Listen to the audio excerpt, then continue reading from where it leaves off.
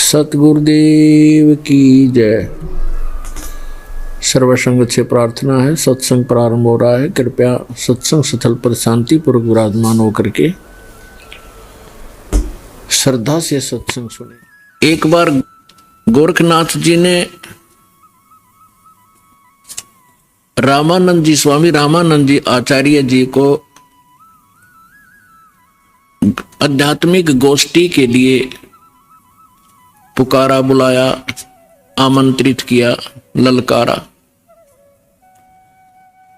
अब रामानंद जी वैसे तो विद्वान माने जाते थे, गीता वेद घोट रखे थे, उसने कंठस्थ याद थे मंत्र सभी, लेकिन वो सिद्धि नहीं थी उनके पास। और ये नाथ जो होते हैं, तपस्वी होते हैं, ये हठ योग करते रहते हैं। हठ योग से कुछ सिद्धियां आ जाती हैं जो इस मानव शरीर की और इस भक्ति के नाशक होती है। आम व्यक्ति ये सोचता है कि इसने बहुत बड़ी उपलब्धि कर रखी है, सिद्धि प्राप्त करके कोई आकाश में उड़ जाता है और कोई किसी को दुआ बद्दुआ देकर दुखी सुखी कर देता है, थोड़ा बहुत अपनी पूंजी तय, फिर स्वयं कंगाल हो जाता है। तो ये सब ड्रामेबाजी थी। तो गोरखनाथ जी ने स्वामी रामानंद जी से कहा कि आइए हमारे साथ गोष्ठी कीजिए। रामानंद जी चिंतित हो गए कि श्रोता विद्वान नहीं है और ये नाथ जी जो आए हैं मेरे साथ गोष्ठी करने के लिए, इनमें सिद्धि होती है। इन सिद्धियों को देखकर जनता उनको विजयी घोषित कर देगी और मेरी बेइज्जती होगी। वो बहुत चिंतित था, चिंतित थे स्वामी जी। उधर से परमेश्वर कबीर जी ने स्वामी रामानंद जी को अपना गुरु धारण कर रखा था, एक मर्यादा मेंटेन रखने के लिए। अपने आत्माओं, आज तक जो यह बात बिगड़ी रही, दो विद्वान आपस में बैठकर चर्चा किया करते थे जिसको शास्त्रार्थ कहते थे, और शास्त्रार्थ वो संस्कृत में बोला करते थे। सभी श्रोता अशिक्षित होते थे, उनको संस्कृत कह भी नहीं आती थी, और जिसकी बोलने की शैली दुरुस्त होती थी और संस्कृत घनी याद होती थी, और वो ज्यादा संस्कृत बोलता ही रहता था, तो श्रोता उसको ताली पीट कर और विजयी घोषित कर देते थे। उस नकली के थे तो वह दोनों नकली, पर जो घना नकली था वो सिद्ध हो जाता था कि ये महाविद्वान और मैं ऋषि हो गया। तो इस डर से रामानंद जी चिंतित थे कि श्रोता अशिक्षित हैं, ये कोई सिद्धि दिखा देगा और सब इसको विजयी घोषित कर देंगे। तो उस समय परमात्मा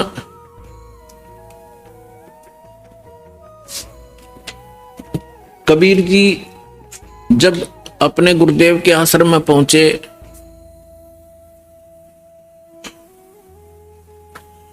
रामानंद जी को चिंतित देखकर पूछा, गुरुदेव चिंता का विषय आपका दास जानना चाहता है।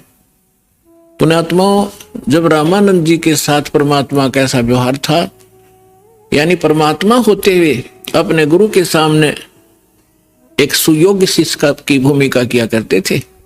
हमारे लिए एक उदाहरण छोड़कर गए थे कि आप जी ने अपने गुरु जी के सामने कैसे रहना चाहिए, और साथ में प्रमाण दिया करते थे कि रामकृष्ण से कौन बड़ा। तुम रामकृष्ण को सुप्रीम पावर मानते हो अज्ञानता से, फिर भी मान कर चलो कि रामकृष्ण से कौन बड़ा। उन्होंने भी गुरु कीन और 3 लोक के वे धनी, गुरु आगे अधीर। तो इस कारण से रामानंद जी ने फिर जब परमात्मा से परिचित हुए, सतलोक सचखंड में मालिक को देखा, तब कहा था, तुम साहेब तुम संत हो, तुम सतगुरु तुम हंस, और राम गरीबदास तेरे रूप बिना और न दूजा अंश। तुम ही परमात्मा हो, साहेब हो, तुम साहेब तुम संत हो। एक संत भी आप ही हो, जो क्वालिटी संत में होनी चाहिए, और परमात्मा तो समर्थ हो ही हो। तुम साहेब तुम संत हो, तुम सतगुरु, सतगुरु माने जो सच्चा ज्ञान, यानी बिल्कुल एक्यूरेट और संपूर्ण अध्यात्म ज्ञान भी आप ही के पास है, किसी के पास नहीं। आप वास्तव में सतगुरु हो, सच्चे सतगुरु हो, सच्चा ज्ञान युक्त हो, और तुम साहेब, तुम संत हो, तुम सतगुरु, तुम हंस। हंस माने एक नेक आत्मा, एक सुयोग्य शिष्य भी आप ही हो। तो परमात्मा ने कहा, क्या आपका दास चिंता का कारण जान सकता है? तब स्वामी जी के साथ बैठे और भी बहुत से ब्राह्मण ऋषि थे। उन्होंने बताया कि ऐसे कोई नाथ जी आए हैं, उन्होंने स्वामी जी से गोष्ठी करने को कहा है, और नहीं तो जो नहीं गोष्ठी के लिए आएगा तो हार मान ली जाएगी। और दूसरी कंडीशन ये रखी है कि जो हार जाएगा वो जीतने वाले का सह अनुयायी शिष्य बनेगा। तब स्वामी जी ने कहा कि हे भगवान, वो नाथ सिद्धि युक्त है, वो सिद्धि का ड्रामा दिखाएगा, जनता उसकी वाह वाह कर देगी और हमारा मिशन फेल होगा। मुझे चिंता ये खा रही है। तब परमेश्वर ने कहा, स्वामी जी, हार जीत की चिंता संत नहीं किया करते, और हमने सामना करना चाहिए, हमें चलना चाहिए। आपका दास भी तो आपके साथ है। रामानंद जी को पता था, क्योंकि वो देख चुके थे उसकी परमात्मा की महिमा को। तब थोड़ा ढाढ़स बंधा और उसकी चुनौती स्वीकार की। अब वहां जहां निश्चित समय और स्थान था वहां पहुंच गए। नाथ जी को आसन दे रखा अलग से, ऊंचा तख्त पर, जमीन पर अलग से आसन बिछा रखा। अच्छा, उधर से रामानंद जी का एक तख्त सा लगाकर वहां आसन लगा दिया। और स्वामी परमेश्वर कबीर जी एक सुयोग्य शिष्य की तरह स्वामी रामानंद जी के चरणों में जमीन पर बैठ गए।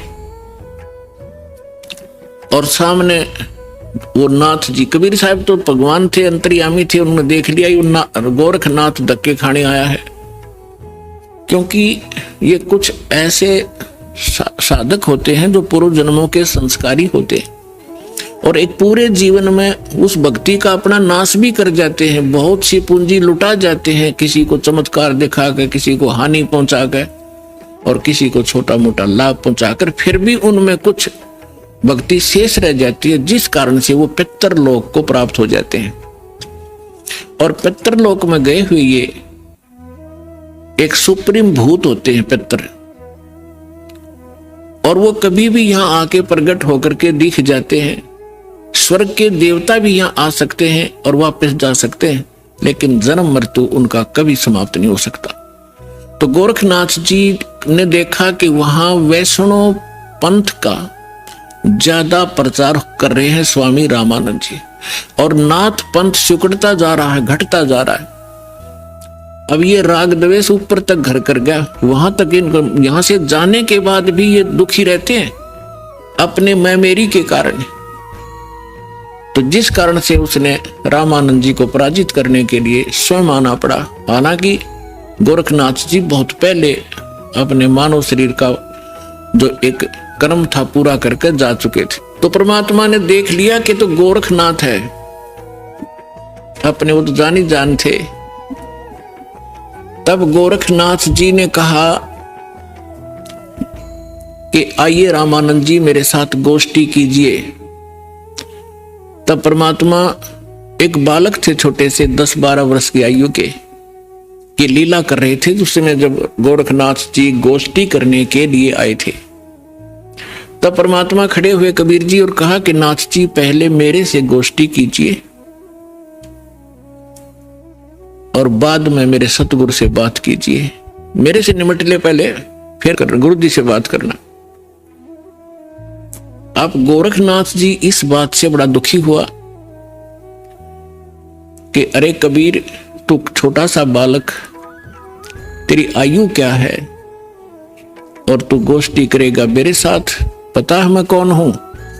कबीर साहब ने बता दिया कि मुझे मालूम आप कौन हो, आप गोरखनाथ हैं। इस बात से उसको बड़ा झटका लगा कि छोटे से बालक ने मुझे पहचान लिया।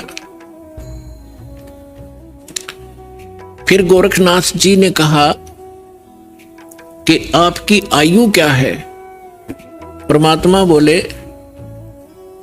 कि सबसे बड़ा मूर्ख वो है जो मेरी आयु मुझे बालक बता रहा है। गोरखनाथ जी सुन रहे थे, अंदर से दुखी भी खूब हो रहे थे कि ये मुझे मूर्ख भी बताने की चेष्टा कर रहा है। तो क्या बताते हैं,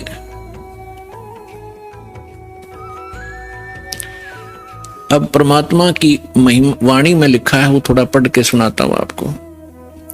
योगी गोरखनाथ प्रतापी, तासों तेज पृथ्वी कापी। काशी नगर में 100 पग धरही, रामानंद से चर्चा करही। चर्चा में गोरख जय पावे, कंठी तोड़े तिलक छुड़वावे।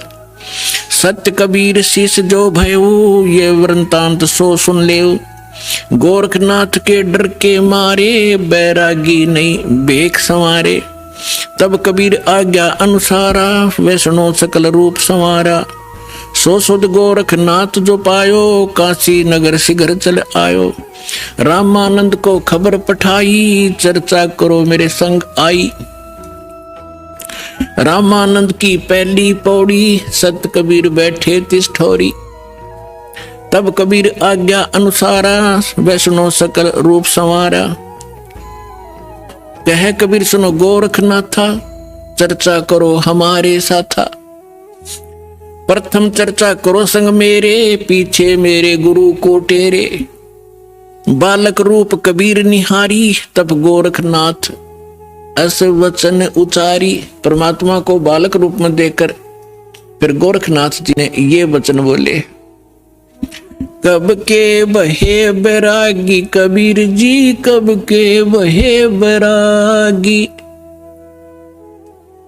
के तू छोटा सा बालक और कब से तू बैरागी बन गया, क्योंकि ये वैष्णव परंपरा के जो या नाथ परंपरा के हैं, वैष्णव परंपरा के हैं, या कोई भी एक ग्रुप है इन साधु संतों का, ये अपनी एक पहचान अलग बनाते हैं। जैसे नाथ कई तो कान पड़वा लेते हैं, उनको कनपाड़े नाथ कहते हैं।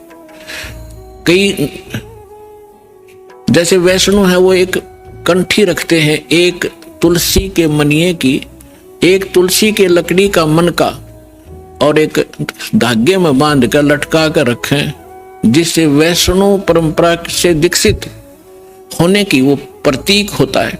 और एक लंबा सा तिलक लगाते हैं, टिक्की लगाते हैं, और जैसे साधु संत एक हाथ में फावड़ी रखते थे, ऐसे बैठकर साधना करते हैं उसके हठ योग के लिए। नीचे एक टी टाइप की एक लकड़ी का डंडा सा होता है, अंग्रेजी के अक्सर टी टाइप। तो परमात्मा रामानंद जी के शिष्य थे।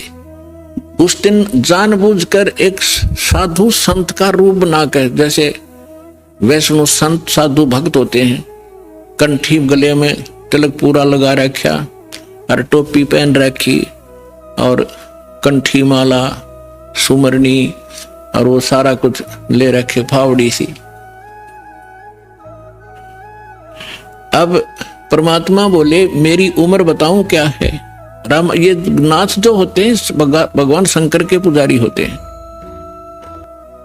तो क्या बताते हैं कबीर जी, नाथ जी हम जब के बहे बैरागी, मेरी आद अंत सुध लागी। धू कार आद का मेला, नहीं गुरु कोई नहीं था चेला। जब का तो हम योग उपासा, तब का फिरूं अकेला। धरती नहीं जद की टोपी दीनी, और ब्रह्मा नहीं जद का टीका। और शिव शंकर से योगी ना थे, जब तब का जोड़ी सिक्का। द्वापर की हम करी फावड़ी, त्रेता का हम झंडा। सतयुग मेरी फिरी दुहाई, मैं कलयुग फिरूं नौखंडा। गुरु के वचन साध की संगत, अजर अमर गर पाया। कह कबीर सुनो हो गोरख, हम सबको तत्व लखाया। अब गोरखनाथ जी ने जब ये सुना, तेरा शंकर भी ना था तब का मैं हूं। मेरी इस शरीर को देखकर आप मेरी आयु का एस्टिमेट नहीं लगा सकते। तो परमात्मा क्या बताते हैं, जो बूझे सो बावरा, भाई क्या है उम्र हमारी, असंख्य युग पर ले गए हम तब के ब्रह्मचारी, कोटि निरंजन हो गए ये परलोक सिधारी, हम तो सदा महबूब हैं स्वयं ब्रह्मचारी, अरबों तो ब्रह्मा गए तेरे 49 करोड़ कन्हैया, और 7 कोट तेरे शंभू मर गए मेरी एक नहीं पलैया। हाय हाय। अब क्या बता रहे हैं परमात्मा कि ये ज्योत निरंजन जो ब्रह्मा विष्णु महेश का पिता, जिसको गीता अध्याय नंबर 15 के श्लोक नंबर 16 में सरपुरुष कहा है, सरपुरुष अक्षर पुरुष 2 पुरुष बताए, तो ये 21 ब्रह्मांड का स्वामी ये ज्योत निरंजन है, ये काल है, ब्रह्मा विष्णु महेश का पिता है। तो परमात्मा कहते हैं करोड़ों तो ये निरंजन मर गए, इसके भी करोड़ों जन्म हो लिए, और फिर कहते हैं अरबों तो ब्रह्मा गए और 49 करोड़ कन्हैया और 7 करोड़ तेरे शिव शंकर मर गए मेरी एक नहीं पलैया। अपने आत्माओं इस एक एक शब्द परमात्मा का बहुत गूढ़ रहस्य रखता है। जैसे ब्रह्मा जी की 100 वर्ष की आयु है, उसकी आयु कैसे बनती है, 100 वर्ष कैसे बनते हैं, जैसे सतयुग त्रेता द्वापर कलयुग 4 युग का एक चतुर्युग होता है, इसमें 43,20,000 कुल वर्ष होते हैं अपने मनुष्यों के वर्ष, और ऐसे ऐसे 1000 चतुर्युग का ब्रह्मा जी का दिन इतनी ही रात्रि, फिर 30 दिन रात का 1 महीना और 12 महीने का वर्ष ऐसे बने हुए, और फिर 100 वर्ष की आयु ब्रह्मा जी की। ब्रह्मा जी की से 7 गुना विष्णु जी की आयु अधिक है, और विष्णु जी से 7 गुना शंकर भगवान की। तो यहां परमात्मा क्या बता रहे हैं, अरबों तो ब्रह्मा गए 49 करोड़ कन्हैया तेरे विष्णु जी, और 7 करोड़ तेरे शंभू मर गए मेरी एक नहीं पलैया, मेरे जीवन की एक पल भी नहीं घटी। अर्थात परमात्मा अविनाशी है, और ये बता रहे हैं कि तेरे ब्रह्मा विष्णु महेश भी नाशवान है। इस बात नाथ जी दुखी हो गए कि हमारे भगवानों को अजरो अमर है, ये तो इनको नाशवान बता रहे हैं। तो परमात्मा कहते हैं एक ना भूला 2 ना भूली, भूली सब संसारी, सबका भूल पट दिया मेरे साथ 2 भाई, मैंने सब जग भूला पाया। इसी भूल में ब्रह्मा भूला जिन ये वेद सरसाया, और वेद पढ़ के पंडित भूले मर्म भेद नहीं पाया। इसी भूल में विष्णु भूला जिन वैष्णव पंथ चलाया, और वैष्णव पंथ चलाया। इसी भूल में शिव शंकर भूले जिन भिक्षुक पंथ चलाया, और सिर पर जटा हाथ में खप्पर घर घर अलग जगाया।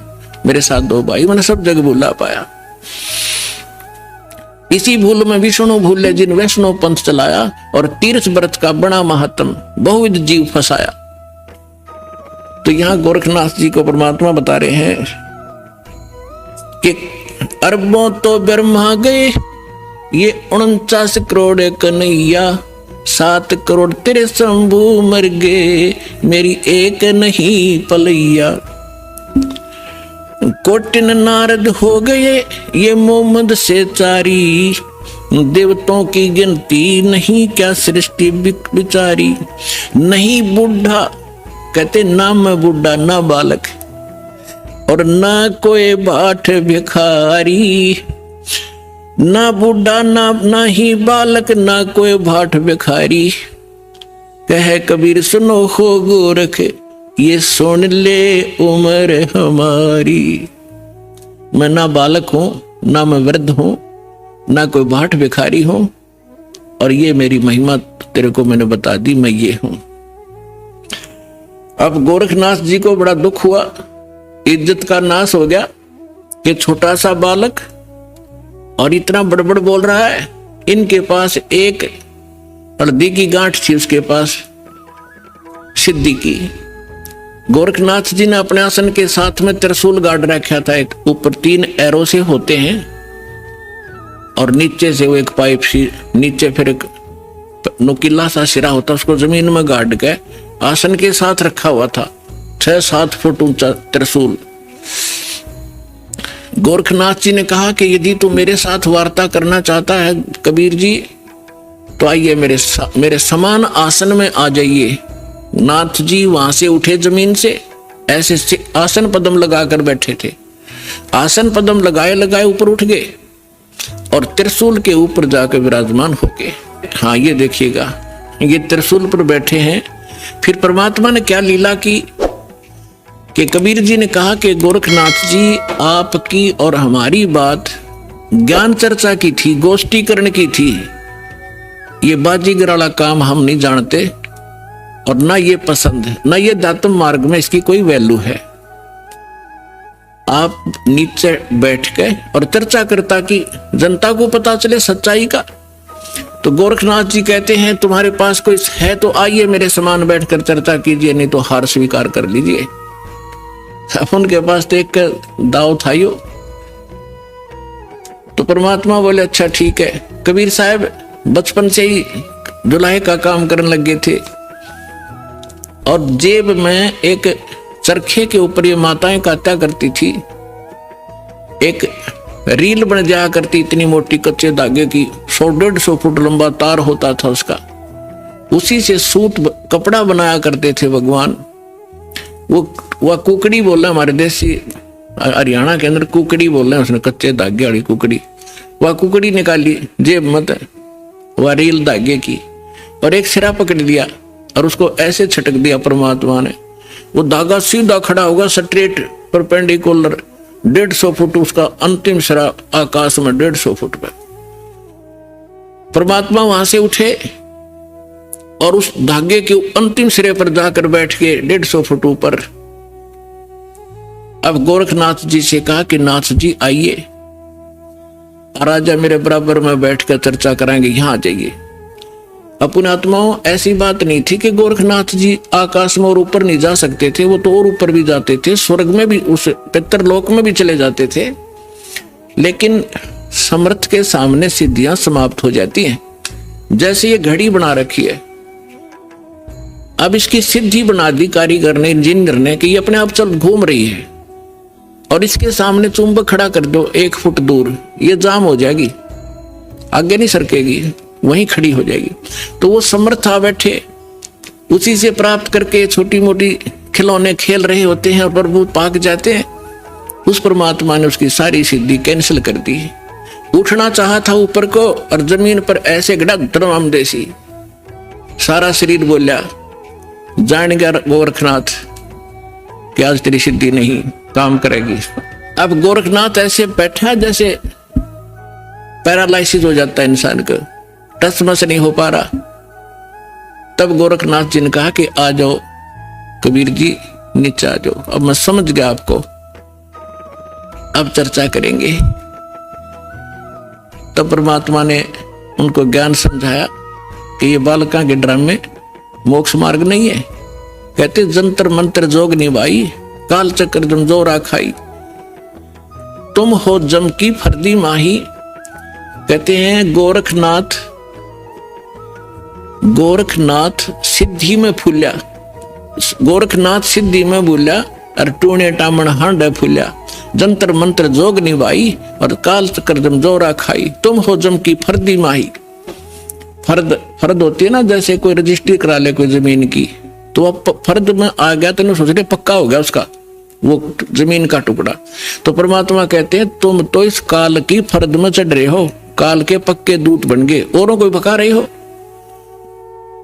अब समर्थ सामने बैठा, गोरखनाथ जी को अपनी सिद्धि पे इतना अभिमान था, कोई उसके सामने टिकने वाला नहीं था।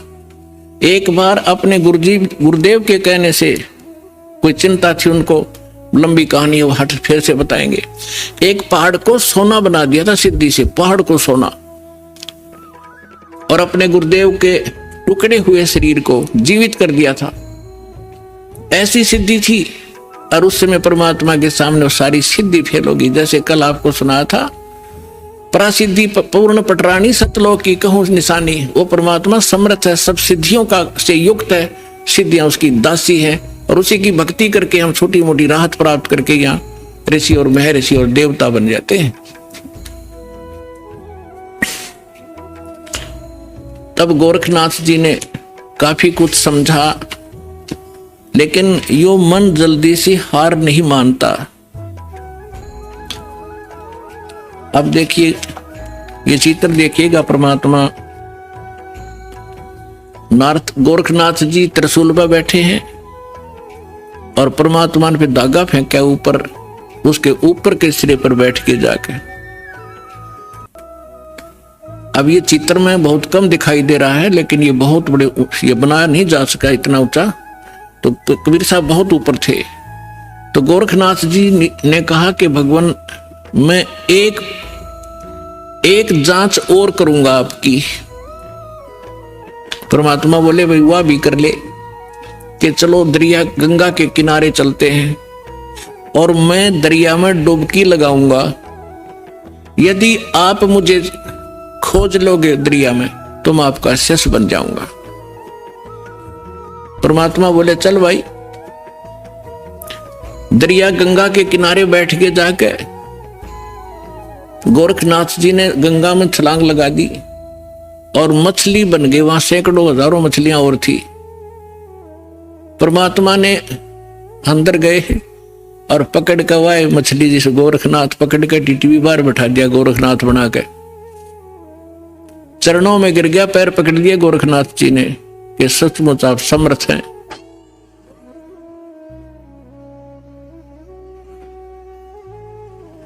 तब गोरखनाथ जी ने कहा, हे परमात्मा, आप कौन हो? आपने मेरी सारी फड़क निकाल दी और मैं अपने कर्म बिगाड़ रहा था, आपने मुझे बचा लिया। पुण्यात्माओं, ये मन है ना, ये काल का दूत है। आत्मा परमात्मा का अंश है। जब परमात्मा वहां खड़े थे, मन भाग गया, आत्मा रोए थी गोरखनाथ की। तो परमात्मा के जो सभी बच्चे हैं, ब्रह्मा विष्णु महेश भी उसी के बालक हैं। राम कृष्ण सतगुरु सहजादे, भक्ति है तीनों हुए प्यादे। अब वो भी भक्ति के लिए यहाँ आए थे बेचारे, या गलत साधना करके देवता बन गए, वहां प्रभु पा के गए। अब सुने नहीं किसी की। अब उनको परमात्मा मिले थे, उनको एक बार तो उन्होंने स्वीकार किया, क्योंकि आत्मा तो सबकी भगवान के लिए तरफ रही है। लेकिन ये मन काल का दूत फिर प्रेरित कर दिया, परमात्मा से दूर कर दिया उनको। कबीर साहब कहते हैं, श्वेत भूमि का हम गए जहां विष्णु विशंबर दास और हरियम हीरा नाम देकर चेला की न्यादास। हम बैरागी ब्रह्मपद सन्यासी महादेव और सोहम मंत्र दिया शिव जी को करें हमारी सेव। ऐसे ब्रह्मा जी के पास गए थे, उनको ओ मंत्र दे करके, प्रथम मंत्र, क्योंकि पहला मंत्र इसलिए दिया जाता है उसकी श्रद्धा कितनी बनेगी फिर आगे बढ़ा जाता है। तो फिर पहले तो उनकी तीनों की बहुत अच्छी श्रद्धा बनी, फिर बाद में इस मन ने वो प्रेरित कर दिए कि ये वैसे ही अटपट कर रहा है, कोई ज्ञान नहीं जतता इसका। ऐसे ही गोरखनाथ जी ने तब तो सारी बात मान ली। परमात्मा ने सारी कथा सुनाई, बड़ा ज्ञान सुनाया, और फिर गोरखनाथ जी उसी ज्ञान से स्वयं वक्ता बन गए। इस ज्ञान के अंदर इतनी कसक है, परमात्मा का एक अलग सा ज्ञान है। तो आम व्यक्ति भी कहीं बताने लग जाता है तो सैकड़ों व्यक्ति उसे भी प्रभावित हो जाते हैं और उसकी वाह वाह शुरू हो जाती है। लेकिन जब तक समाधान पूरा नहीं होगा तो उसका कोई फायदा नहीं। जैसे ज्ञान है किसी को, और उसने किसी को बता दिया कि आपके ये रोग है, और उसको ज्ञान हो गया उसके बताने से कि आपको ये रोग है, ऐसे ऐसे लक्षण है इसके। अब ज्ञान कराने वाले को भी पता है और जिसको रोग है उसको पता लग गया उसके बताने से।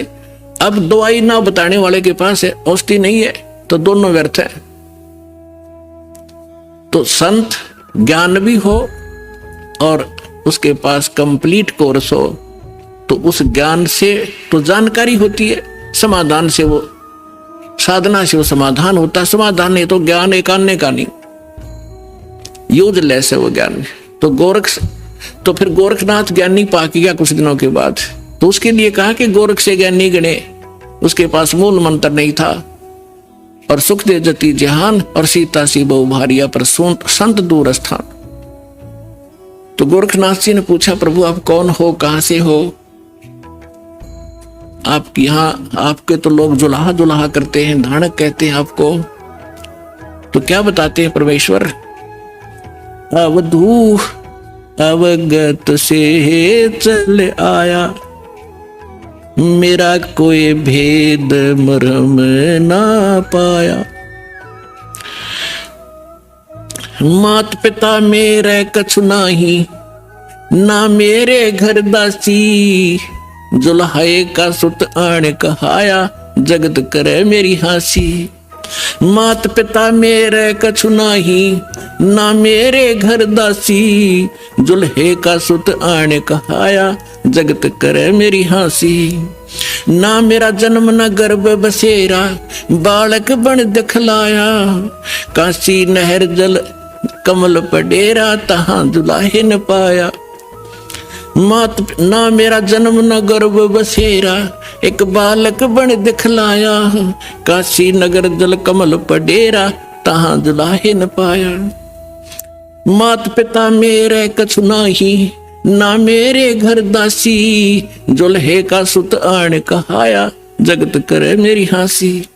5 तत्व का धड़ नहीं मेरा, और जानू ज्ञान अपारा, सत स्वरूपी नाम साहेब का, ओ हे नाम हमारा।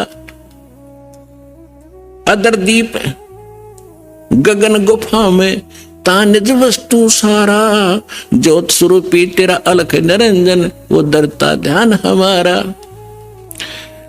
अगर दीप जा गगन गुफा में, ता निज वस्तु सारा, तेरा ज्योत स्वरूपी अलख निरंजन, वो धरता ध्यान हमारा। हाड चाम लहू ना मेरे, मैं हूँ सतनाम उपासी, तारण तरण अव्यय पद दाता, मैं हूँ कबीर अविनाशी। अब क्या बताते हैं परमात्मा कि ना तो मेरा कोई जन्म हुआ, ना मैं किसी मां के गर्भ में रहा,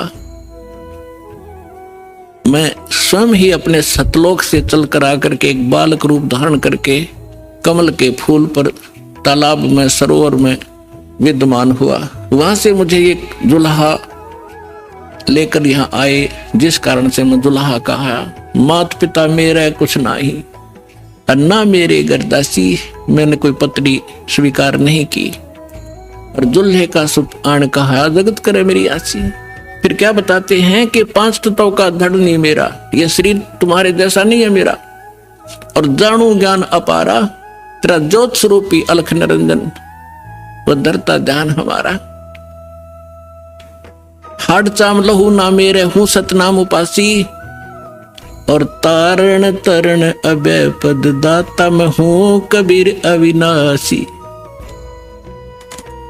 तो पुण्यात्माओं, परमात्मा की महिमा स्वयं आकर उन्होंने बताई कि मैं ना तो जन्म लेता हूं और ना ही मेरा कोई माता पिता है, मैं अवगत से चल आया, मेरा भेद मर्म ना पाया।